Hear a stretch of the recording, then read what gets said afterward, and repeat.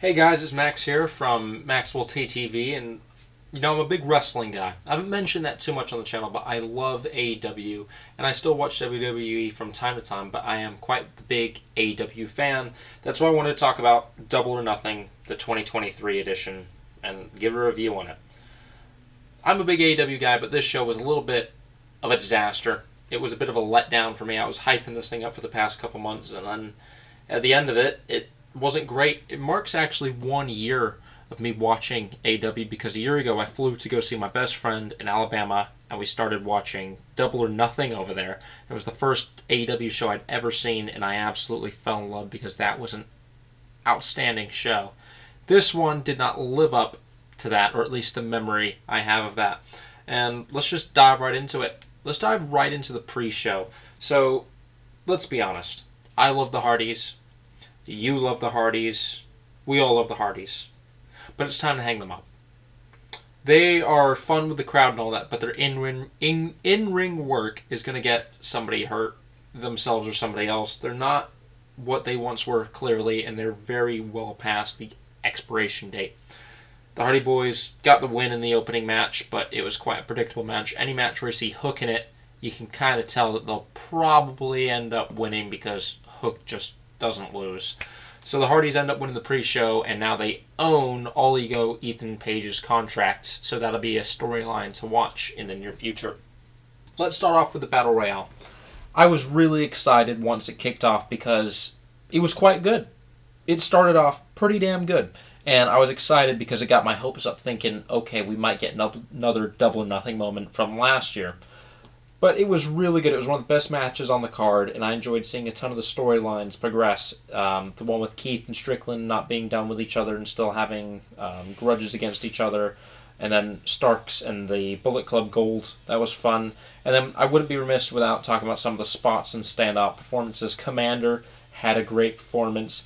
Big Bill for me was the standout. He finally looked good to me. So for the past couple weeks and months of watching him in the firm, and after the firm got deleted, him doing a tag team with Lee Moriarty, I didn't take him quite seriously. I thought he was just, another big guy, Great Khali type thing. Satnam Singh, just a guy that can't wrestle. Now, Cass in WWE was one of the better big guys, but in AEW he hasn't lived up to where he once was. But during this match, he looked good.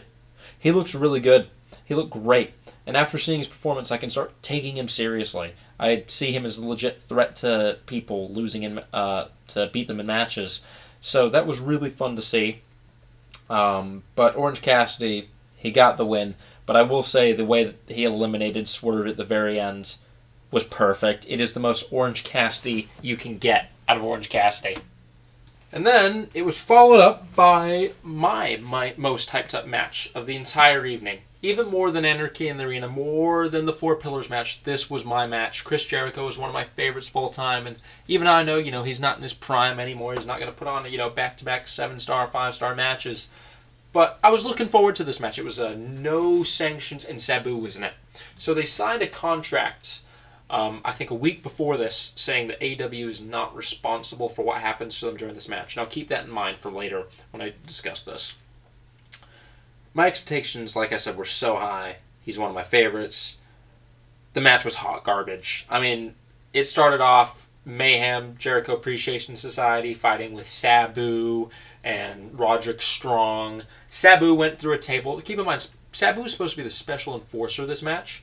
He's in it for the first 5 minutes and then disappears. I think he got hurt maybe going through the table, but it doesn't matter. Sabu looked good for the little bit he was in it, but I wish that we saw a bit more of him. But going crazy on the outside, going through tables, all that. It was more interesting than the Adam Cole and Jericho feud going on in the ring. So throughout that, the in-ring performance by Jericho was one of the worst I think I've ever seen from him. The match was just terrible, and then wait till you get a load of this. Referee stoppage in an unsanctioned match. This reminded me of when Bray Wyatt and Seth Rollins had the Hell in a Cell and it was stopped due to it being too violent. How can you get too violent during Hell in a Cell where we've thrown people off of it? But it was a referee stoppage, an unsanctioned match. It was terrible.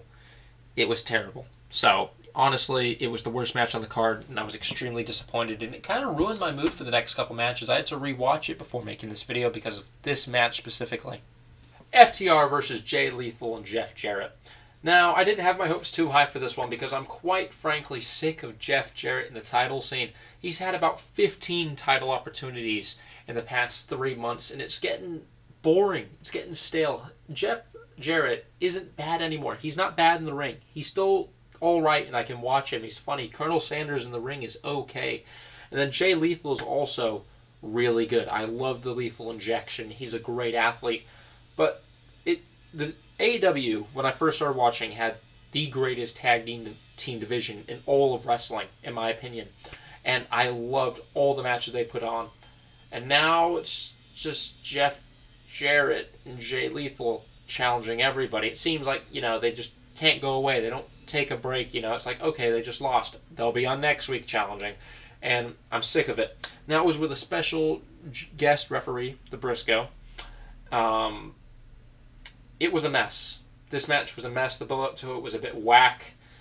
And I wasn't a fan of it. It was just a mess. It was fun at points. Jeff Jarrett's wife hitting Aubrey Edwards with the guitar. That was a funny spot. But it just felt like a cluster truck of things going on. It wasn't wrestling. It was just more storytelling. And I'm okay with that sometimes. Storytelling is good. But when that's all you're doing, I'm not a big fan of it. I think that it gets quite boring. So, all in all, it was a watchable match, and FTR obviously retained. Now let's get into the ladder match. Wardlow versus Christian Cage ladder match. I was really looking forward to this match. And even thought Cage could win. I really did think Christian Cage could have won this. I mean, it ended up being just an alright match, to be fair. There were a couple spots that took my breath away, like Wardlow hit the swanton off the ladder through the table, which he didn't hit him fully, but you know what? It was impressive enough seeing him do it. Luchasaurus being there with Arn Anderson, it was just a bit much for me because they didn't do much. I mean, there were a few bumps here and there, like when Wardlow tried to jump on the ladder and it broke. That slowed the pacing down of this match, and I think that is the biggest reason why it isn't higher on my favorites list of this show, because it had to slow down to that point, and it felt like, okay, well, we know who's going to win now. It's a bit pointless watching it. It was a good match, though. It was good. It wasn't bad. I enjoyed it. Would I go back in a couple months and rewatch it? No, I don't think I would. But it was an alright match. Wardlow retains. Tony Storm versus Jamie Hayter. I don't know how to describe it other than short and sweet. It was a 3-minute match. I'll give them credit. They fit a lot into those 3 minutes. But the real reason this match was so short is because Jamie Hayter, I believe, is suffering from an injury. And if you can only put on a match that's 3 minutes, is it worth putting the match out there if she's hurt? I mean, you risk having her out for longer and longer. But it was 3 minutes. It was an alright match. You can't judge a 3-minute match too harshly or, too high, praise it too high. It was a decent match, and we have a new women's champion. And so, it was alright. It was alright. I can't praise it too high. I can't praise it too high or hit it too low again. I don't really know what to say too much about this match. House of Black Open Challenge. Who answered the call? The Acclaimed and Daddy Ass. Now, I was really excited. It was also one of Max Caster's best raps coming down to the ring. The Dominic bar was really funny, and I got quite the laugh out of it. Me and Harry were sitting here bawling after hearing that one.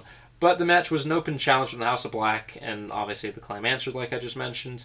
This was a good match. It was one of the best matches on the card because it felt normal. It was actually wrestling. It wasn't outside mayhem going on. It was just two teams wrestling in the ring, and both teams are extremely talented.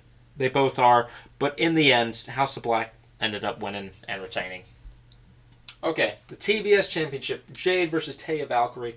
I thought Taya was going to win this. I honestly did. I thought Jade's streak was going to come to an end against her. It was a great match. Honestly, back and forth throughout the match, I didn't know who was going to win it till the very end. But Jade did it. Jade won. She beat Taya. Now, the reason I wasn't too hyped going into this match is because I'm not a big fan of the way Jade's been treated in AEW. I think she's being pushed as Goldberg, 2.0 squash match after squash match. But this one was amazing because it wasn't a squash match. It was a great match between the two, and like I said, you didn't know who was going to win till the very end. Taya Valkyrie won, but then right after, smart Mark Sterling, the guy we all know and love, couldn't stop running his mouth and offered another open challenge. Who answered it? Chris Statlander. Chris Statlander's back, and I think everybody knew that she was going to win the championship once she came back. So I'm glad that they got it over and done in this fashion where nobody expected it. Ends Jade Streak, and Chris Statlander is the new Women's TBS champion. Now, when I say that the show wasn't great, the show ended on a very high note. These last two matches are some of my favorite matches I've seen this year. Now, I know that we're not too deep into the year, obviously, but these two matches were some of the best I've seen all year long. The Four Pillars match. First things first, it should have been the main event. It should have been, but I see why they didn't make it the main event, because Anarchy in the Arena was absolute mayhem and one way to end the show. But, still, one of the Four Pillars, it could have been the main event of the show, but it wasn't. MJF promoted his ass off to hype this thing up, but in the end, I don't think the AEW promoted it as much as they should have, because this was absolutely crazy. And I think it's time that we all say it. MJF is the best heel in all of professional wrestling. He just is. And I will say my favorite spot in the match where they're doing like their mentors' moves, the Scorpion Death Drop and all that. Christian Cage's kill switch being used by Jungle Boy. I loved it. I loved it so much. And then MJF hitting the Crossroads was absolutely beautiful. And I loved it. This was, for me, a 5-star match. I loved it. It was just my favorite match of the card. But let's jump into the main event. Anarchy in the Arena. So this was the reason I loved last year's Double or Nothing so much. I loved it because of this match. Big Jericho guy and the JAS showed up last year. This year was also absolutely amazing. The Elite storyline has been built up very well. It has been built up unbelievably. The Dawn turn we had a couple weeks ago during the Steel Cage match with Jon Moxley versus Kenny Omega was one of the best turns and the most surprising turn I think I've seen all year long. It's on par with the Hobbs turn onto Absolute Ricky Starks. This storyline has been unbelievable. I can't stress that enough to you. And then obviously the BCC, they're your kick-ass tough guys, and they performed their hearts out too.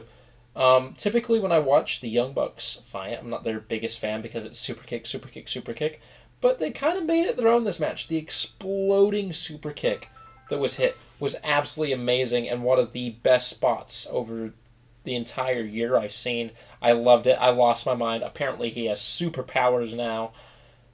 But all in all, the match was great. And then the very end, Don brings out Kenosuke Takeshita as his new protege. That was beautiful, and I think it's going to keep this storyline alive and set up for a big Kenny Omega versus Kenosuke and Don at one of these later pay-per-views.